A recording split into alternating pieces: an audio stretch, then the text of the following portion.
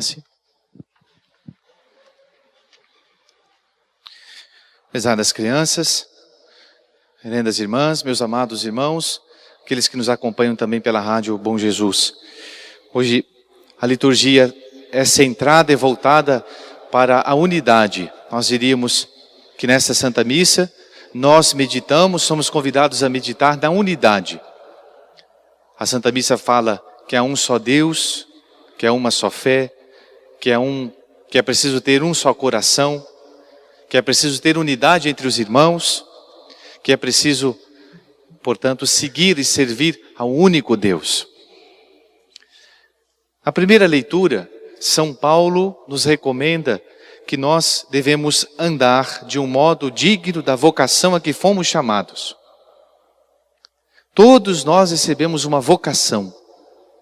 Quando nós falamos a palavra vocação, logo nos vem à mente os sacerdotes, os padres, as religiosas, os consagrados a Deus. Mas na verdade vocação é um tema, é uma palavra muito mais ampla. Vocação significa o chamado de Deus para cada um de nós. Deus chama. E ao chamado, à pergunta, nós devemos responder. Portanto, a vocação, existe na vocação vamos dizer assim, dois movimentos. O primeiro daquele que Deus que chama. Vem e segue-me. E o outro, a nossa resposta. Nós podemos responder sim, ou podemos responder ficando quietos, ou podemos dizer não. Então, são as respostas que damos a Deus. Mas a vocação não é simplesmente para a vida religiosa, a vida sacerdotal ou consagrada a Deus, como eu disse, mas é muito mais ampla. Todos nós temos uma vocação, e chama-se a vocação universal à santidade de vida. Todos somos chamados a imitarmos a Deus. Ah, Padre, mas eu sou tão imperfeito. Mas essa é a vontade de Deus, diz São Paulo em outro lugar. A vossa santificação. Deus quer-nos santos. Deus quer-nos santas. E é, portanto, a vocação de todo cristão à santidade. E o que é ser santo? Ser santo é ser Jesus. Ser santo é imitar Jesus. É nos colocarmos, é nos perguntarmos sempre, se Jesus estivesse onde eu estou, o que Jesus faria? O que Jesus agiria? Como agiria? O que falaria? O que pensaria? Temos que pensar isso. Se agimos assim, em consonância, de acordo com esse pensamento, então nós vamos ser santos. Se nós agimos diferente, então nós não somos santos. Somos pecadores. Acontece que todos nós temos um quê de santo e um quê de pecadores. Então nós temos que fazer o máximo possível para que nós possamos ir diminuindo na nossa existência, na nossa vida, aquilo que não é santidade. Aquilo que não é parecer-se com Cristo, com Jesus. Por exemplo, uma criança santa. Como será uma criança santa? Aí a gente olha para os pastorinhos de Fátima. Eles foram santos. Eles faziam caridade. Eles davam seu lanchinho para os pobrezinhos. Eles faziam pequenas mortificações voluntárias, que as crianças, por exemplo, dificilmente vão fazer. Nossa Senhora disse, olha, há muitas pessoas, muitas almas que se condenam, que vão para o inferno. Sabe por quê? Porque não há quem reze e faça penitência por elas. Os pastorinhos ficaram com aquilo na cabeça. E eles foram lá para pastorear as ovelhas, e eles encontravam na beira do caminho um matinho chamado urtiga. Vocês conhecem urtiga? Vocês conhecem? Tem alguma criança que conhece urtiga aqui? Não tem, não. Ninguém conhece urtiga. Acho que aqui no Rio de Janeiro não tem urtiga. Mas lá no Paraná tem, não é brincadeira. Tem urtiga. Urtiga é uma plantinha que a gente olha assim, parece inofensiva. Mas quando a gente toca nela, ela começa a ferir, a machucar a mão da gente, começa a doer. Porque ela tem uns espinhozinhos minúsculos. E a gente não vê o espinho. E daí quando a gente toca na folha, parece uma plantinha e começa então a pinicar, a machucar, a doer a mão da gente. Queima, né? Os pastorinhos de Fátima pegavam aquelas plantinhas e passavam nas perninhas deles. Credo, padre, Para fazer penitência. Porque eles escutavam, olha, muitos vão para o inferno porque não há quem faça penitência pelos pecadores. É uma criança fazer isso?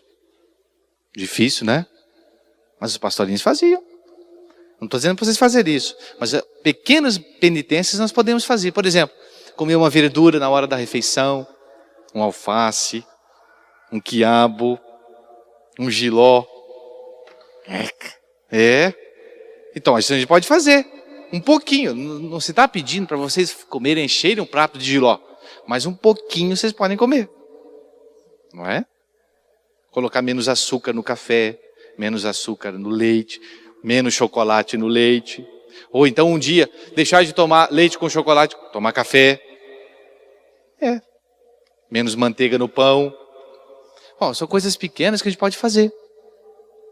Não é? Coisas de criança. De criança nada. Coisas de adultos.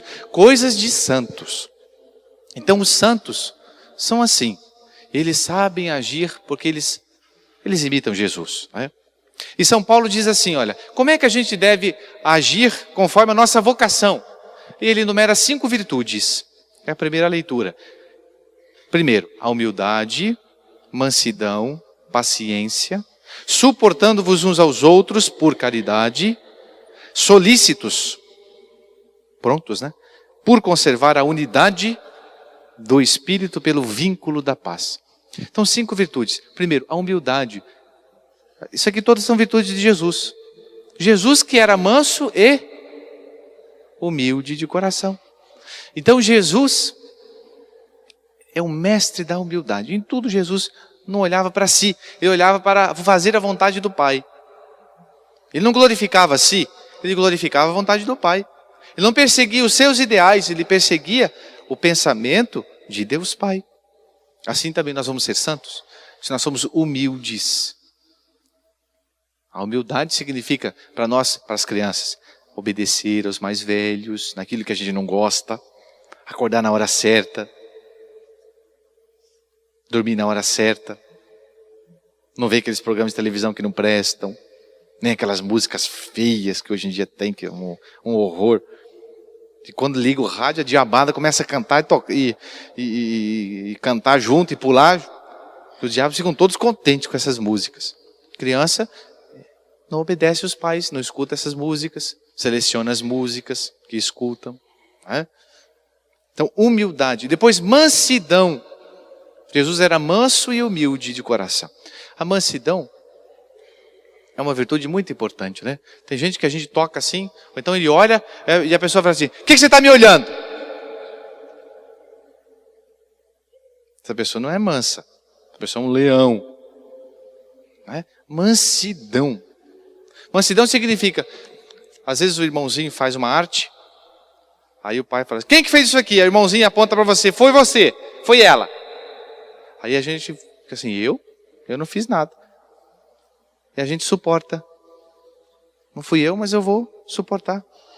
Por ser manso. Aprender a ser manso. Ah, padre, coisa feia isso. Quem que pode fazer isso? Nós podemos. Jesus fez. Na cruz, por exemplo. Jesus fez algum pecado? Jesus mereceu estar crucificado? Não. Não tinha matado, não tinha roubado, não tinha feito nunca nem sombra de pecado. No entanto, ele morreu como o pior dos criminosos. Mansidão. Depois, paciência. Eita, essa virtude é difícil. Paciência significa suportar os outros. Suportar os defeitos. Quando vocês verem o pai falando alto com a mãe, ou a mãe falando alto com o pai, vocês podem dizer assim, olha, você não está tendo paciência. É isso mesmo. E vocês têm paciência também. A gente tem que ter paciência com os outros, porque a gente está cheio de defeito. Principalmente na nossa família, nós temos que exercitar todas essas virtudes, principalmente a paciência. Vamos supor que as crianças durmam lá tudo num quarto só. As meninas e os meninos dormem num quarto, as meninas dormem no outro. Daqui a pouco começa um roncar à noite. Roncar bem alto. Acorda a gente. Ou então um nenenzinho chorando à noite. Tem que ter paciência. Porque um dia a gente fez isso também. Ou então faz. Não é? Então ter paciência. suportando uns aos outros por caridade. Uma vez a Madre Teresa de Calcutá, uma grande santa, que morreu em 1997, ela é beata, né? E ela fazia muita caridade para com os pobres. Uma vez ela estava limpando um leproso. O leproso é aquela pessoa cheia de ferida, tinha aquela ferida que sai cheiro ruim, não é? Asqueroso, né? De um aspecto asqueroso, repugnante. E aí chegou um repórter e falou assim para ela: nem por $1 milhão eu faria isso que a senhora faz. Ela virou para ele e falou assim: nem eu. Eu estou fazendo por caridade. Ou seja, de graça. Por amor a Deus. Então, fazer caridade. E por fim, ser solícito por conservar a unidade do Espírito pelo vínculo da paz. Isso é muito importante. Quando um não quer, 2 não brigam. Manter a unidade. Ter um só coração e uma só alma. Os primeiros cristãos, eles pensavam da mesma maneira. Eles acreditavam nas mesmas verdades. Aliás, todo cristão vai fazer isso, né? Eles tinham um só coração, eles eram tão unidos que o evangelista São Lucas, ao escrever os Atos dos Apóstolos, ele diz: os primeiros cristãos tinham tudo em comum. A oração, a Santa Missa, a fração do pão, a doutrina em que acreditavam. Eles tinham um só coração e uma só alma. Na casa das crianças é assim? Ou tem briga lá? Tem briga? De vez em quando voam os pratos. Prato para lá, prato para cá. No final das contas, à noite, a gente tem que fazer a reconciliação. Não pode dormir brigado com ninguém. Não é? Quando o papai brigar com a mamãe, vocês vão dizer assim: olha, trata de pedir desculpa. A gente tem que manter um só coração e uma só alma. Então, saber resolver os problemas. Não é?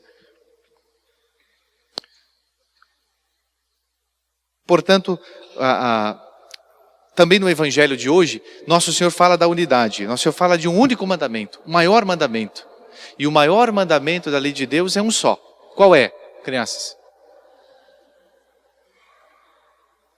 Amar a Deus sobre todas as coisas.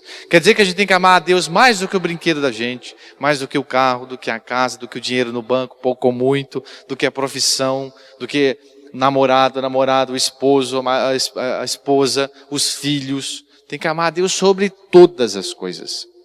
E Nosso Senhor fala assim: amar a Deus com todo o coração, com os afetos, com os pensamentos, de toda a alma, com toda a sua alma, ou seja, com a nossa inteligência, com a nossa vontade, querer amar a Deus, empenhar-se para amar a Deus, e com todo o espírito, com toda a nossa razão, com toda a nossa inteligência. São Beda diz assim: esta é a verdadeira e única prova do amor de Deus, se procuramos estar solícitos do cuidado dos nossos irmãos e os ajudamos.